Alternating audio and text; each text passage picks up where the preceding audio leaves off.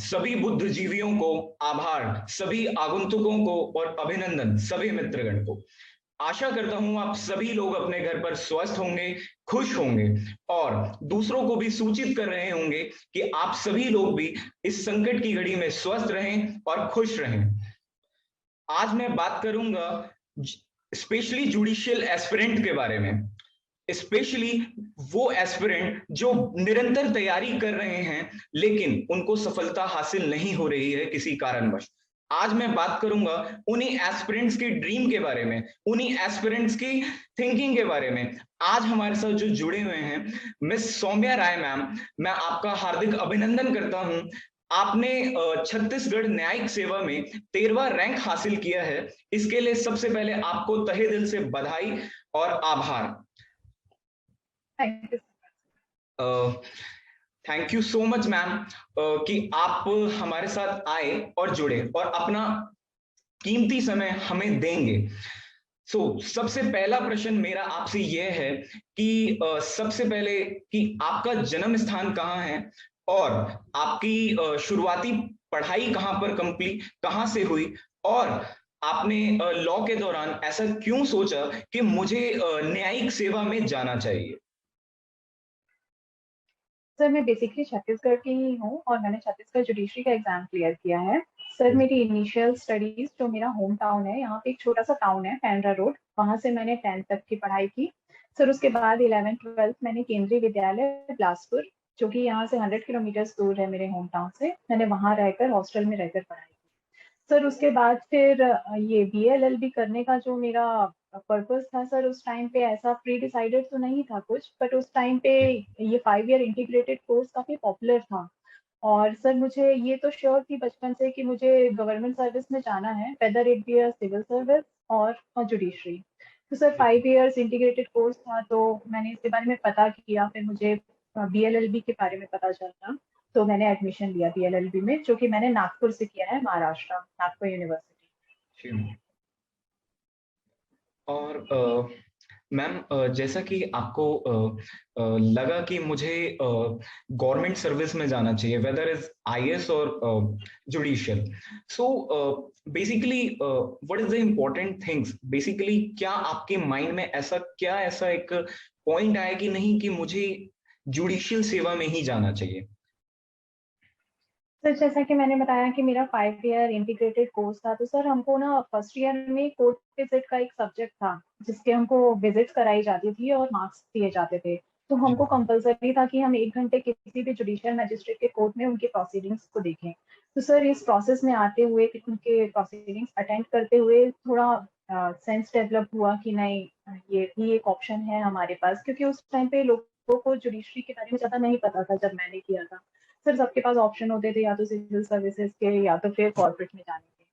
तो सर फिर जब मेरा 5 ईयर में लॉ कंप्लीट हुआ, तो सर मैंने इसके बारे में सर्च किया कि मैं कैसे दे सकती हूँ, इसकी क्या प्रोसीजर है जाने का। जैसे कि अलग अलग एग्जाम्स होते हैं, लोअर जुडिशरी का अलग होता है, हायर जुडिशरी का अलग होता है। तो sir after completing my graduation, जब मैं वापस छत्तीसगढ़ आई, तो सर मैंने इस कोर्स के बारे में जाना और फिर इसकी तैयारी शुरू।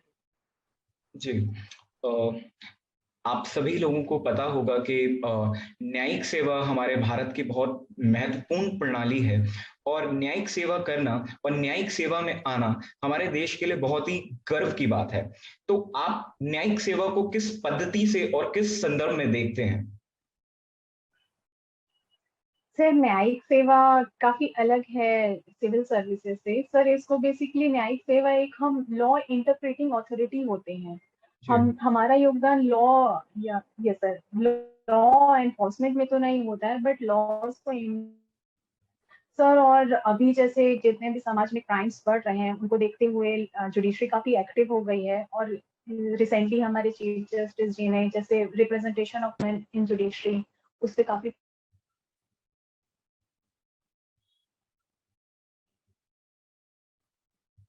सोसाइटीज में ऐसे law as a good career नहीं देखा जाता है, वकालत को अच्छा नहीं समझा जाता है। बट ये थिंकिंग लोगों की अब चेंज हो रही है, तो काफी डेवलप हो रहा है अब ये लॉ, इवन मेरे एरिया में भी।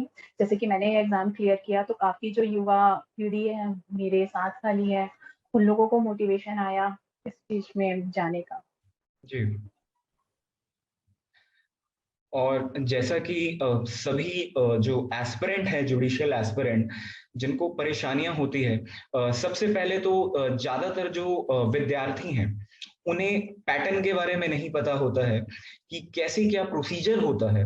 तो मैम आप कृपया साझा करें कि कैसे क्या स्टेप बाय स्टेप, चाहे वो आइदर मेंस की प्रिपरेशन हो, इंटरव्यू की प्रिपरेशन हो या प्री की प्रिपरेशन हो।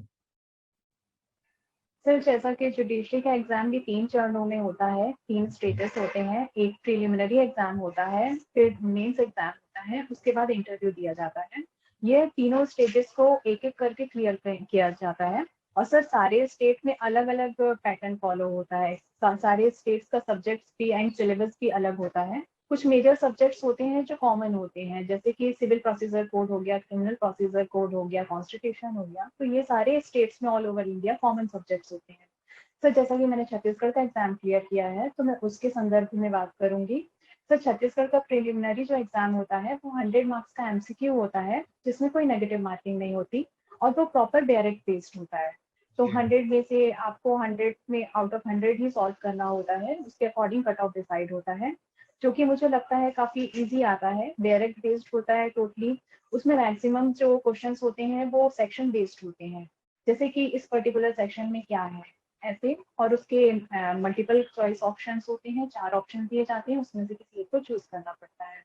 तो जब ये एग्जाम क्लियर हो जाता है तो हमारे पास ऑप्शन आता है मेंस एग्जामिनेशन का, जो कि छत्तीसगढ़ का पैटर्न ऐसा है कि सर यहाँ पे मेंस का सिर्फ एक ही एग्जाम होता है, जो कि 100 मार्क्स का होता है। और सर उसमें 4 क्वेश्चन आते हैं, उसमें से 2 जजमेंट राइटिंग रहते हैं, जैसे कि civil judgment writing and criminal judgment writing, जो 40-40 नंबर का होता है। सर उसके बाद 2 ट्रांसलेशन आते हैं, Hindi to English and Hindi English to Hindi, वो 10-10 नंबर के होते हैं। छोटा सा आता है, एक पैराग्राफ जितना ही रहता है। तो सर इसे क्लियर करने के बाद फिर इंटरव्यू का स्टेज आता है, जो कि वो भी 15 मार्क्स का ही होता है। और सर उस पे पीएससी के द्वारा लिया जाता है, पब्लिक सर्विस कमीशन।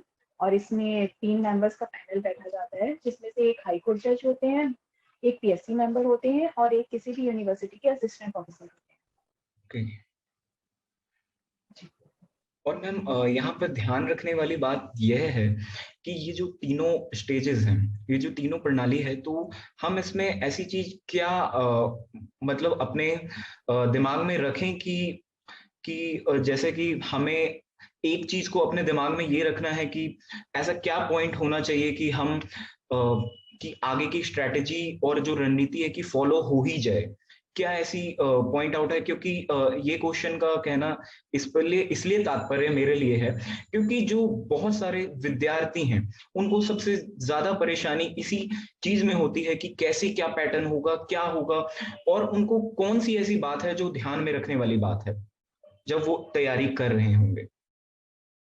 ठीक। सर मेरा मानना है कि आप किसी भी चीज की तैयारी शुरू करते हैं तो आप उसका सिलेबस तथा उसके प्रीवियस ईयर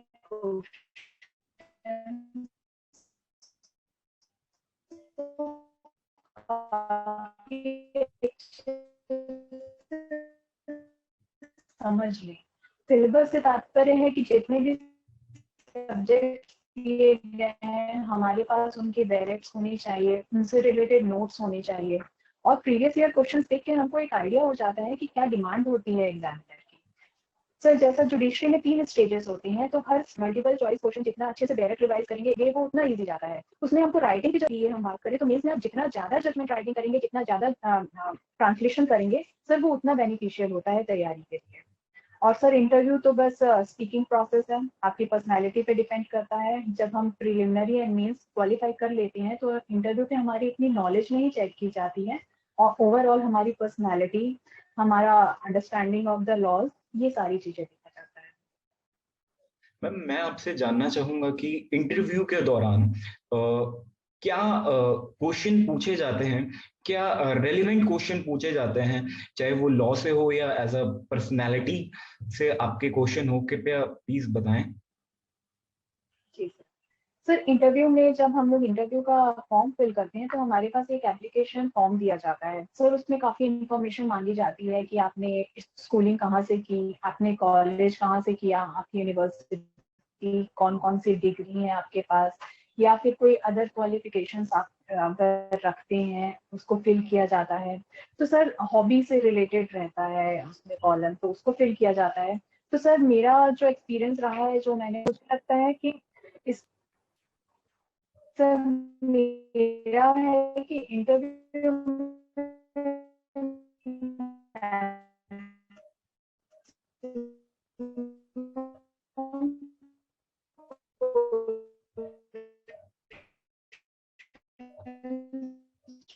होते हैं वो आपके एप्लीकेशन फॉर्म बेस्ड ही होते हैं, क्योंकि आपकी नॉलेज तो प्रिलिमिनरी एंड मेंस में चेक हो चुकी है। और सर जो इंटरव्यू का प्रोसेस फिल कीजिए, और मैं समझती हूँ कि उसमें कोई भी गलत इन्फॉर्मेशन नहीं देनी चाहिए। जो वो छुपा रहे हैं या किसी चीज को एक्स्ट्रा लिख दे रहे हैं तो सब पाते हैं कि नहीं कर पाते हैं। तो सर मेरा मानना है कि जो भी उनसे इन्फॉर्मेशन दी जानी चाहिए वो सही होनी चाहिए सर। और फिर कुछ क्वेश्चन लॉ के भी होते हैं, जैसा कि मैंने बताया कि 3 मेंबर्स पैनल में तो एक हाई कोर्ट जज होते हैं, तो वो आपकी लॉ नॉलेज की चेक की जाती है और ओवरऑल पर्सनालिटी के बेस पे आपको मार्क्स दिए। ओ, जी जरूर मैम। ओ, hello. Am I audible sir? Yes ma'am. Ma'am थोड़ी बीच में थोड़ा साउंड इंटरप्ट हो गया था। मैम मेरा आपसे सेकंड लास्ट क्वेश्चन ये है कि वो पल मुझे साझा करें कि ऐसा क्या स्मरणीय पल था उस समय। ऐसा आपको कैसा लगा जब आपने देखा कि आपका लिस्ट में नाम है, मेरिट लिस्ट में, और वो पल साझा करें। सर थोड़ा एक्सपेक्टेड तो था कि लिस्ट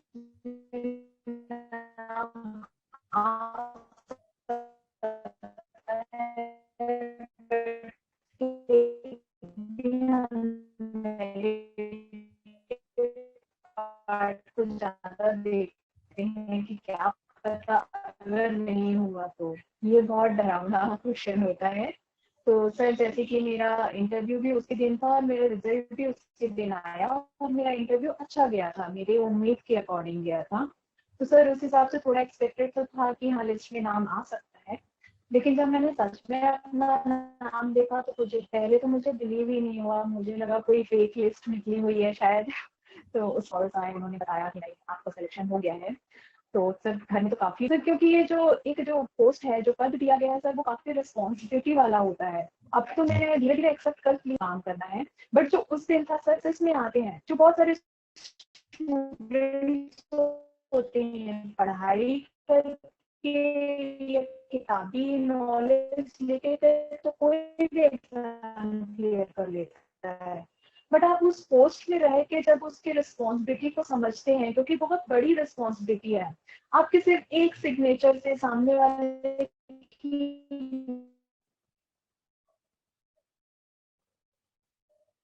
लाइफ चेंज हो जाएगी, सामने वाले को सजा मिल जाएगी या तो उनकी सजा माफ हो जाती है। सर बहुत रिस्पॉन्सिबिलिटी वाला पोस्ट था, तो उस रात तो बस मैं सोचते रही कि मैं ये चीज कर पाऊंगी, करूंगी। तो फिर धीरे धीरे वो प्रोसेस एक्सेप्ट होती गई। और दिन में हमेशा पल आता है कि जब हमको रियलाइज होता है कि नहीं अब मेरा एग्जाम क्लियर हो गया है। बाकी घर वाले तो सब बहुत ज्यादा एक्साइटेड हैं, उम्मीद थी सबको, लोगों की उम्मीदें जुड़ी रहती हैं, काफी टाइम से मेरी तैयारी चल रही थी, रिजल्ट नहीं आ रहा था तो वो थोड़ा नेगेटिव भी जा रहा था। तो वो सारी चीजें पॉजिटिव निकल। अ, जी मैम, अंतिम सवाल ये है कि आप जब आप तैयारी कर रहे थे तो किन किन बातों का आपने ध्यान रखा, किन किन बातों को मद्देनजर रख के आपने अपनी तैयारी करी, और क्या डेली बेसिस पे आपका रूटीन था, कृपया वो साझा करें। और क्या हम जो बहुत बच्चे हैं जो एक पॉजिटिव साइड वो बताएं अपना मैम। सर जैसा कि मैंने बताया कि किसी भी चीज की तैयारी के लिए आपको सिलेबस समझना जरूरी होता है। तो वो हमारे छत्तीसगढ़ में 15 सब्जेक्ट्स थे, तो वो मैंने 15 सब्जेक्ट की डायरेक्ट हमेशा अपने पास रखती थी, और वो डायरेक्ट मेरी डिगलॉट एडिशन की होती थी। क्योंकि डिगलॉट डिगलॉट सर इसलिए होती थी कि ट्रांसलेशन आता था, तो हमको जो भी हम पढ़ रहे हैं उसका हिंदी मतलब भी जानना जरूरी होता है।